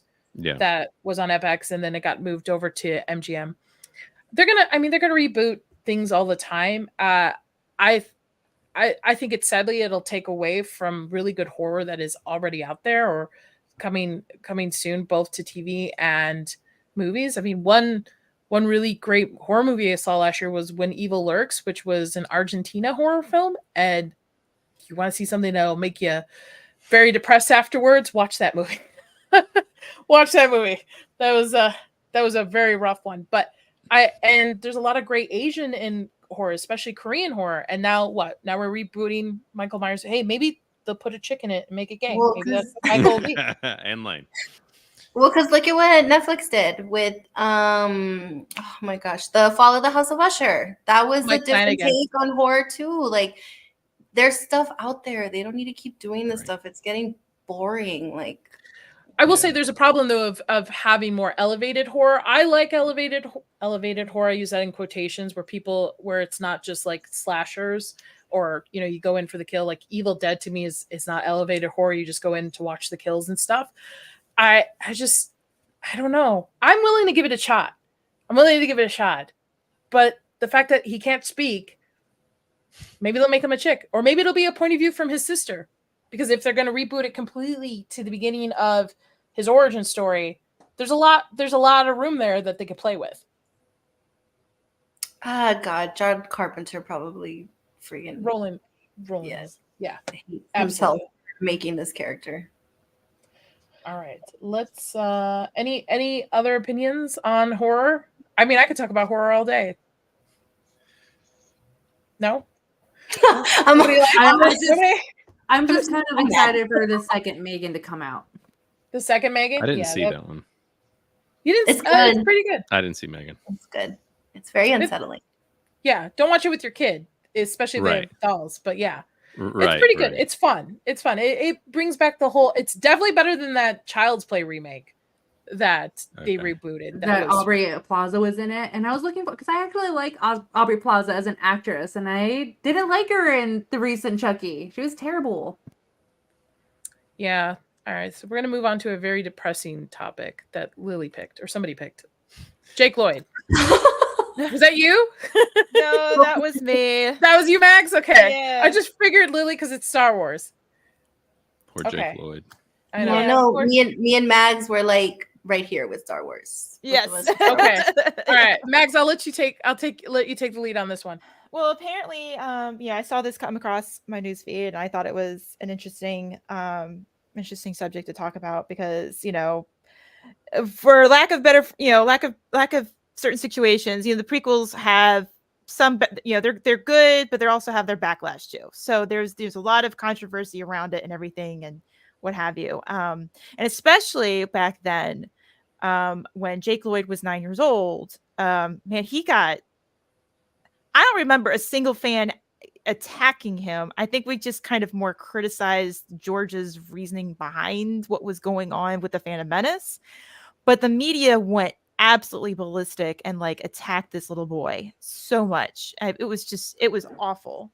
And of course, I thought this would be an interesting topic to come out talk about, because the mother, Jake Lloyd's mother, came out and said,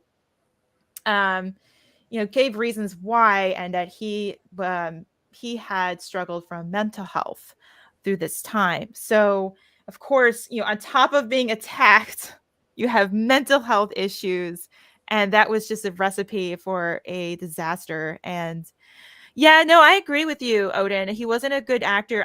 I think a lot of people, and it's valid criticism, like why George Lucas was starting from this point. We understand why, but the kind of, I think when you grow up with the original trilogy and then you have you have the thoughts and the concept of it from the expanded universe and such, I don't think anybody was really quite on board with starting so young. I think they were thinking it was going to pick up really around the Clone Wars, if that makes sense. So it was kind of like, it's just a, valid criticism of like, why did George Lucas start in this manner? But yeah, I just thought it was an interesting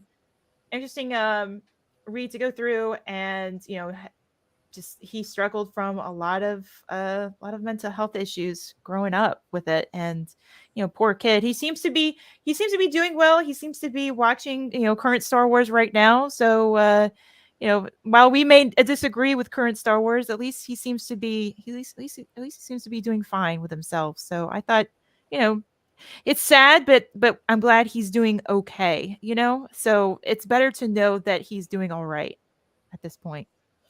Yeah 25 years since the Phantom Menace. Yep. Oh, that makes me feel real old. Doesn't it? Like really old. I mean, oh my gosh. Yeah, the bullying this dude took was brutal. Yeah. I was 10. Like I was 10 when this movie came out, so of course I'm like looking forward to it because all my older cousins loved Star Wars growing up. And I just remember like my friends when I was a kid, they would just trash talk him like, well, he's like a terrible actor, like he doesn't know what he's doing, he doesn't know anything about Star Wars. Like, okay, we're 10, like what do you know about Star Wars? Well, and and there's it's a little closer at the bottom, but this is part of the quote that she talked about. I protected him from the backlash. He was just riding his bike outside, playing with his friends. He didn't know. He didn't care, Lisa said. That's his mom. Everybody makes such a big deal about it, and it's rather annoying to me because Jake was just a little kid when that came out, and he didn't really feel all that stuff because I didn't let him online. So, yeah, there's... Oh, I couldn't imagine nowadays. If it came out now... No. Oh, no. I mean, back then it was mostly AOL, which was really popular, but at the same time, it was, not dating ourselves or anything. No. Right. Dude. What's your ASL? Right. Oh my God. What's your AIM account? Yeah, what's your AIM? I still have one. I'm away for the moment. But yes, yeah. It's just terrible that he like the vitriol of it was mostly the media. The media was just they were awful. And then the media tried to turn it back on the fans and was like, oh, it was you guys all along. Y'all are the dicks. It's not us that was writing hit pieces on this kid for years. But you're the ones who led this narrative where the kids are starting to pick on it. That's why I was getting this as a kid. Like, I don't think now he is a terrible actor, but like when he was just literally a kid, and that's what he portrayed as in the movie. Right. Yes. And that's kind of what it feels like. I mean, even going back now and I'm watching it, I'm like, I mean, it's not phenomenal, but like as with his acting, but I'm like, it kind of just feels like a kid, like just being there. So I don't know. I kind of buy it still, and it's fine. And I don't know. It just, either way, a kid doesn't deserve that. And I mean, like you said, thank God it didn't happen now, but there's no way either way, even though it wasn't during like the online era, there's no way that he didn't get some of this hazing in like high school and as he was older. Like there's no way. There's no way. Well, especially like maybe when he was a little kid, he seemed to be protected, but then as soon as he hit high school, of course, it would just be absolutely lambasted and bullied. And you know how kids can be really bad with being with bullies, and it's just it's just so sad. And it, good on his mom trying to do everything she could to really shield him from all of that. And there, Nadia has pulled up here. This was a letter that Ron Howard wrote at that time, defending Jake Lloyd, because remember, Ron Howard was a child actor too. So he eviscerated an editor. So he was like, this is no, like, you don't, like, yeah, okay, you may not like the acting, you don't like the choice, but at the same time, you don't need to be this nasty attacking a child. A child is going to be acting to the extent or knowledge that he knows. And yes, there are better child actors, but if that is the direction that George Lucas did, put the criticism towards George, not on Jake Lloyd. Good on Ron for doing this. I mean, it's pretty rad. I feel like they did that to a lot of these actors for the prequels, that a lot of these choices and things that were made were not the actors. It was George. Like, Jar Jar. He literally quit acting because of all the bullying that he got for all of this too. Like, he said, I'm done with it. I don't want to deal with any of this stuff. And he barely came back again. And the actor that for Jar Jar too, like, it was awful. Like, I remember a lot of my friends talking about all this stuff too. I remember that as a kid. Yeah, especially when Attack of the Clones came out too, and then it was Hayden's turn. It was Jake Lloyd first, and then Hayden came around, and everyone was like, he's awful, he's so cringe, he can't act. When if you go back and watch like the behind the scenes, he's trying to tell George, like, are you sure like I should go about it like this, or I should say it like this? And George is like, yes, this is how I want you to say it. And it's like, how come no one ever said, George, what were you thinking? And that's the biggest problem. I know, like, of course, we revere George for what he's done in creating Star Wars, but at the same time, he also brings his own faults. And I'm sorry to say, but the buck stops with him with a lot of this. And this is such a Chad move on Ron Howard's part. I mean, good on him. Like, I'm glad that there was another actor out there standing up for Jake Lloyd at the time and said, this is dumb. What are you doing? Like, this is not for lack of better phrasing, this is not the way. No. Would you say Ron has a lot of Kennergy? Maybe. But yeah, no, it's crazy. It was because this is what happens because George didn't have anybody to tell him no. Exactly. And I feel like this is something that's happening to Zack Snyder too. He doesn't have anybody to tell him no or edit him and say, "Oh, go full Snyder." I'll just go full Snyder all the time. Hard R Snyder. I want it. Just make it as ridiculous and awful as you can make it. I freaking love it. I mean, I like Watchmen. Watchmen's one of my favorite movies. I think, but because that movie's amazing, and then you get something like freaking Rebel Moon, and it's. I haven't seen it yet. I haven't seen it. Just wait for the rated R. I think that's when the judgment's going to come. We got to see the rated R version. Well, we also have to have the extended director's cuts too that he's going to release. Jesus, Jesus, please take the wheel. Like, listen, for Lent, I gave up Snyder films. So for this entire time during Lent, I'm not actually watching any Snyder films. I found out one of my former like makeup friends is actually worked on Rebel Moon. He actually posted a bunch of photos of him doing like some zombie looking creature for it. It looks pretty cool. Concept's pretty interesting. Now we're gonna get zombies or something. I don't know, some creature from the first one. I don't know. I didn't see it was clear that so much was cut from it to make it PG-13 that like I don't think we're really going to know what that movie even really is until the Snyder cut comes out. Until the 50-hour cut. I'm ready, baby. 50. I mean, isn't the second one coming out soon, or the second parter, or something like that?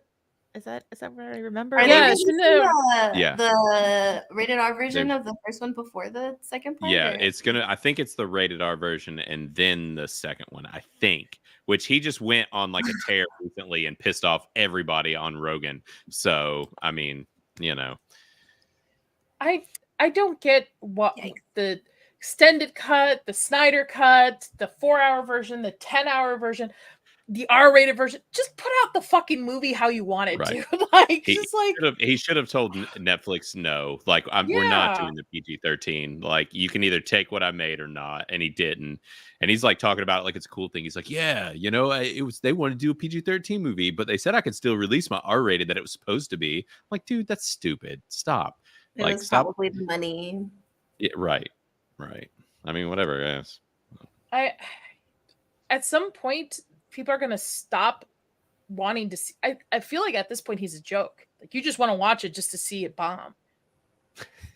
I mean, sometimes you might want good comedy if you think of it that way. So right. Well, I think also though there's this weird disconnect, like in our culture and like the YouTube sphere, and even just like people that are caught up in pop culture. Where I think a lot of the general audience, when it comes to Snyder films, like they kind of know them when they see them, but they don't really know directors in the way that we do. And so it's like they see it and they're just like, oh, this looks kind of cool, and then they end up watching it, right? Like because I think about people like my parents or whoever that just like see something pop up on Netflix and like, oh, that was all right. It was pretty cool. They don't know that it's the same guy that made Man of Steel or 300 or Watchmen or whatever. 300's pretty good. 300's not bad. Yeah, it's yeah. Right. I mean, I even liked Army of Dead, but again, I liked it because I like to see zombies eat people apart. So I wasn't looking at it to think there was going to be an internal monologue that's going to make me tear up. It's Zack Snyder. But I don't know why everybody thought Rebel Moon was going to be anything but a bomb. That's probably why he got rejected by even Kathleen Kennedy, and that's scary. Kathleen Kennedy rejects you? That's a sign. I'm yes. She probably thought he was like the definition of toxic masculinity. Oh my god. He's not a baby girl. That's the thing. He's not. Oh, he's not a baby girl. He's anti-baby. He's too metal for her. Yeah. Speaking of baby girl, I kind of want to jump to I know we had Kate Middleton and stuff, but we've got a little bit of time. The whole American women aren't feminine enough topic with the whole what's her face who likes to catch catfish. And then there's the other girl that wears like 3,000 pounds of makeup. That's Samir Khan. Right. Thank you. Yeah, I know she privated her tweet, so I can't pull it up. I don't think I have it anywhere. I didn't. I'm sure that Joker got screenshotted. Yeah. Well, she privated her account, and another dude who's part of that. I'm not going to say it because they come out of the woodwork. That sort of sphere of ideology going on. Another guy privated his account, so they're running scared. Basically, they got called out. I don't know why. Yeah, because I think in the original tweet, she was making fun of Hannah's accent, the fact that she was building her own house, the fact that she, didn't wear. Listen, both, you can be beautiful without makeup. You can be beautiful with makeup. You can be beautiful if you want to be a little bit more traditional feminine. You can be beautiful if you're a tomboy. Women can do it all, right? I guess that's what Barbie says. I'm kidding, by the way.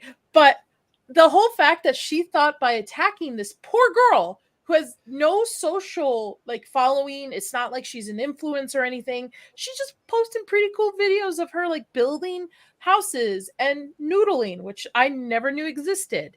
I didn't know that either. I mean, I think she had a presence on Instagram and TikTok, but it's not like, she was just living her life. She was living her best life. She was just having fun, living, being passionate and all that kind of stuff.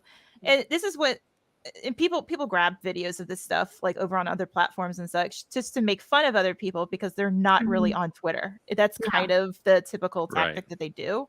I think it's in the doc itself of what Samira actually said, but I think she said this accent needs to be illegal and women should be banned from doing manual labor like this. There's nothing feminine about American women. American women are literally men. And that's what set off the entire situation. And I live in the South. All right. Let me tell you this. I live in the South. I know how to drill. I helped my dad build some decking at our beach house. And it's so I'm a man for helping my dad, with something that, my brothers weren't around because they were with their families. It's kind of like, what the heck is this attitude? I mean, American women built the West. Or help build the West.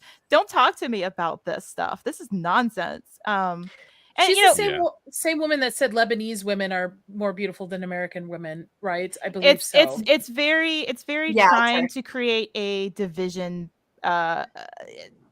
Basically, yes, that sort of sphere of group thinking or whatever it is.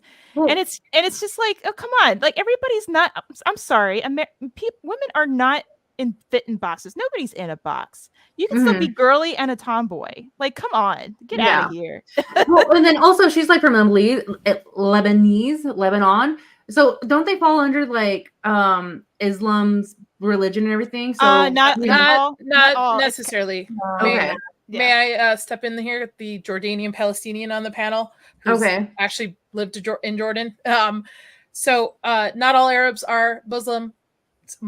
Some majority, some are Catholic or Greek Orthodox. Like my family is one of the biggest Catholic Middle Eastern families in Jordan.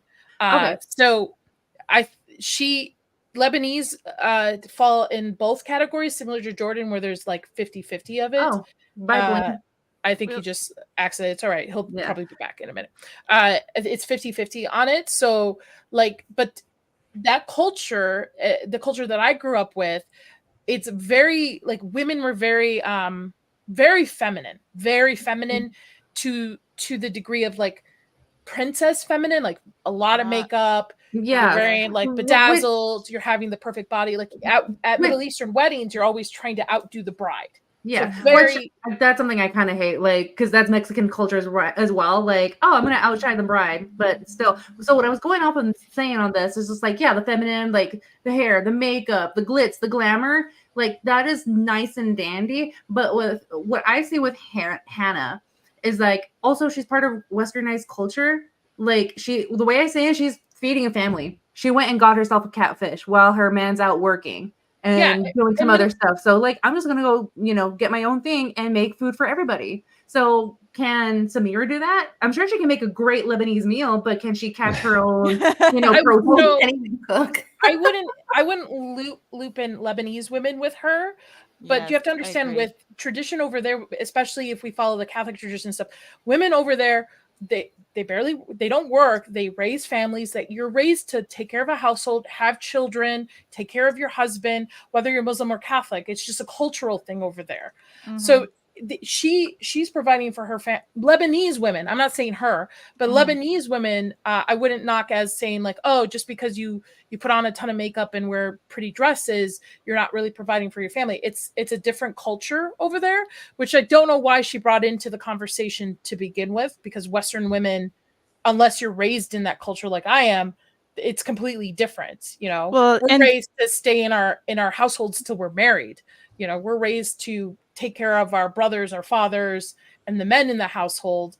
It's completely different than traditional Western. I'm not saying all Western. I mean, Spanish too, right? Spanish is similar to that kind of tradition. Well, I guess like in Mexico, yeah.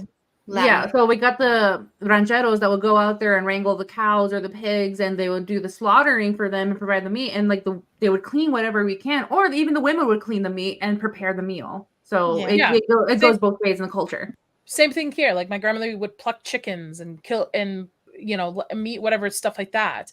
I think she first of all, there's no actual point of going after Hannah at all. Like, to be honest, I feel like Hannah should be celebrated because of how much the whole like what is a woman kind of stuff is like entering into women's spaces. So I would rather be like, Hannah's really cool than saying like, oh, it's a dude in a bikini catfishing. Like, does it make sense? Blaine, you're a guy. I mean, what do you think? I mean, I know you're married, so I understand. I mean, listen, seeing just these two pictures, I'm going for the chick like hauling the catfish any day. But I mean, I'm like a Southern redneck, I guess. So there you go. I mean, that's part of it, right? But I mean, that's kind of how we grew up, here in North Carolina. It's very, the Southern women thing. And even just from seeing this statement, I'm just like, first off, you're like coming after Southern accents, like nobody should ever talk that way. It should be illegal or something. I'm just like, bitch, what are you talking about? It's very unfeminine, to be quite honest. Seriously. Yes. Like, it's just outrageous. And then, I mean, I don't get the whole like coming after for having this skill set. It's not like this isn't even like this isn't like a forced like women in the workplace thing either with what's going on with Hannah, where it's like that type of a forced role of like, you know, leaving the household and going to a 9 to 5 every day. This is like a woman's like at home, like helping build a house. It's like those are two different things. I would almost think that like this should be praised over the other, where it's like this is still like almost this like homesteading type of vibe that this chick has, which is very different than what we are praising now. And you know, I personally know Lebanese women in my life. I went to a Catholic high school where it's a huge Lebanese community in my area. Where, you know, my theology teacher was Lebanese, an administrator was Lebanese. I mean, it was like a bunch of Lebanese women who worked in the Catholic high school, and I'm like, they don't act like this either. So it's like it's such a dichotomy to me to see this kind of reaction, I guess, knowing that I know and I have, you know, participated in a lot of this, you know, a lot of the, like, we have a Lebanese food festival here that I support because the church is just fantastic, and we know plenty of people there, and it's like I don't get the Samira thing at all. This is such a weird flex on her part. I don't understand. We shouldn't be attacking each other. No, no. What bothers me is what Mags said earlier, is they're trying to put us all in these boxes, and it's really, really annoying. Because yes, I love my hair and makeup and shoes and girly things and stuff, but I also like to go out hiking. I love being out in nature doing stuff like that. I actually well, I can't right now because of school, but I used to do a lot of mission trips where we didn't have like running water. We have to stay in the villages that we're helping. And I mean, you see me like this and you think, oh my God, she's like a girly girl. She's not going to want to get her hands dirty or whatever. But no, we don't have to all fit into one little box. Like, oh, if you like hair and makeup, you must be like a high maintenance little princess or whatever. And you're like outdoorsy, so you must not like getting prettied up in a dress and heels and stuff. Like, why do we have to fit into one little box and not be like multiple things? That's so boring to just be like, no, you're this kind of woman and you can't have any other likes or interests or any, like, it's so, that's what I hate about it. And why, as actual real women, are we fighting against each other instead of focusing on the issue of people like Dylan Mulvaney? Yes, exactly. And trying to take over our spaces. Why are we fighting with each other? I call it a peacocking effect, basically. That's what it is, peacocking each other out. I think it's the whole purpose of trying to erase the concept of tomboys, where nowadays if you're a tomboy, then you must want to be a dude or something, where no, you can be, like Lily said, a girly girl, but still go out and, I don't know, play in the mud and stuff. Like I'll get dressed up really nice and I go shoot guns. Like I do what are considered sometimes manly things. And I enjoy it. I mean, most of my hobbies are probably considered dude hobbies, but I still enjoy being a girl too. And this whole concept of like erasing tomboys is really scary because it tells girls like you only can be either a woman, like very feminine, or you have to be a man, masculine. There's no in between. And that's so terrifying. So like weird. I called my dad one day. I'm like, thank you, Dad. Thank you for raising me, because like I was a tomboy. And if I was raised nowadays, who knows, you know, and I had different parents who know what have happened, right? Yeah. And like, I mean, be kids, especially girls. No, you're right. And like, I only have one brother and he's older than me and he's a police officer, but he didn't have brothers. He had sisters. So like he roughhoused with us. So it was like good to have him like roughhouse us with like, you know, we were really brutal as kids, so we would do dirty fighting. Like he pulled my hair, I'd punch him down there, and like the scratching, the everything. But now as an adult, it's like, all right, cool, I know how to fight a guy if he ever tries to like disrespect. But it's not like it's not being feminine. It's like, okay, I have to protect myself. He's also a police officer. He's taught me like good tactics and stuff like that. So if you're, you know, nice looking, presentable, and you're, you know, out in the town, and if you need to defend yourself, heck, I'll throw hands. And I know fighting for girls is not very feminine, but you know, at least you know how to fight, because fighting is a guy thing, not a girl thing. Mm-hmm. Well, and I think also this is kind of coming after the rugged individualism of America, right? Like that's what we're known for, whether it be our women, men, whoever, right? Like that was what this country was founded on. And this feels like someone from the outside coming after that, right? Like what our country was founded on, what our beliefs are as far as being these rugged individuals that built up this system in this place that we live in. And it's already trying to be broken down currently with how things are currently going politically. And this seems like kind of an attack from a different angle on the exact same thing. There's been a lot of criticism of just the quote unquote modern woman in general in the Twitter discourse. And to be quite honest, I just find it very unfeminine to just completely come out of nowhere and blindside people and attack them for living life the way they're trying to live life. It's just, I don't know, it's really weird. I don't understand it. She's a girl that just likes to go do stuff, and now she's the center of attention because someone else, maybe the other person's jealous. Maybe she just wants to be a troll. I don't understand this whole concept of like breaking down each other as women. We're supposed to be supportive, we're supposed to be nurturing, and this whole competition, if to me personally, I think she's jealous. Maybe she's jealous. Maybe she wants to learn how to noodle and her makeup's not waterproof. Who knows? Like, maybe she really wants the catfish. She's the catfish with the pounds of makeup. Jeez. But no, like honestly, if you're Hannah, and I'm sure like Hannah would do that too. If Samira were to ask her, like, can you show me how to noodle? I'm 100% sure Hannah would say, yes, let me show you the way. Like, because that's how we are as girls. Like, we compliment each other. Like, hey, I like the way you do your hair. Or hey, like me, because I used to be an esthetician. I do eyebrow threading. That is my thing. Where people say, hey, how did you get your eyebrows to look like that? Oh, let me guide you. Let me help you. Let me show you what I did. Because if another girl likes a certain thing of your parents, they're going to ask you, how did you get there? What did you do? Yep. Well, I'm glad we're ending on this topic. So this has been a blast. Blaine, thank you so much for joining us and being our dork tonight. I would definitely would love to have your wife on in the future. We can maybe talk about that, having her on. But if people don't know who you are, what Criticless is, here you go. Plug it. Yeah. Let's do this. Yeah.